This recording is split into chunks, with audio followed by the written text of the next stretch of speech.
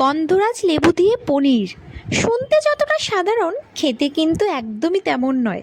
আজ এমন একটা গন্ধরাজ পনির বানাবো যেখানে পনিরের নরম স্বাদের সঙ্গে থাকবে গন্ধরাজের অসাধারণ সুবাস, সর্ষের হালকা ঝাঁঝ আর পোস্ত কাজুর মোলায়েম একটা স্বাদ। আর এই রান্নাটার সবচেয়ে সুন্দর ব্যাপার হলো, পনিরটাকে আমরা শুধু ঝোলের মধ্যে রান্না করছি না, পুরো রান্নাটাই হবে ভাপে।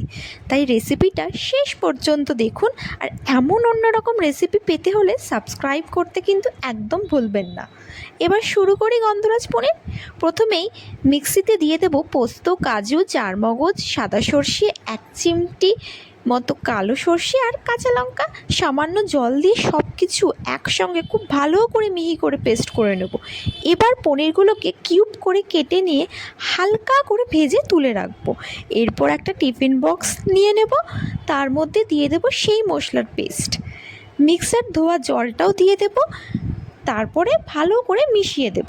এবার দিয়ে দেব 2-3 চামচ দই আর সঙ্গে দেব নুন এবং হলুদ গুঁড়ো। সব কিছু ভালো করে মিশিয়ে নেব। এর মধ্যে দিয়ে দেব এবার সেই ভেজে রাখা পনিরগুলো। তারপর আসবে এই রান্নার আসল নায়ক, অর্থাৎ গন্ধরাজ।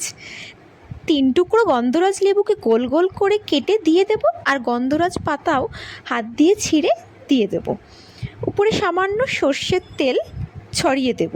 টিফিন বক্সের ঢাকা বন্ধ করে দেব। এবার গ্যাসে লো টু মিডিয়াম আছে প্রায় 15 মিনিট ভাপে রান্না হতে দেব।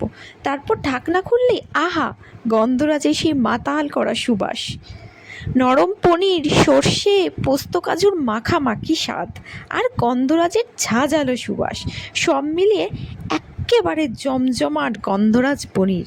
একবার বানিয়ে দেখুন, ভাতের সঙ্গে কতটা অসাধারণ লাগবে নিজেই বুঝবেন।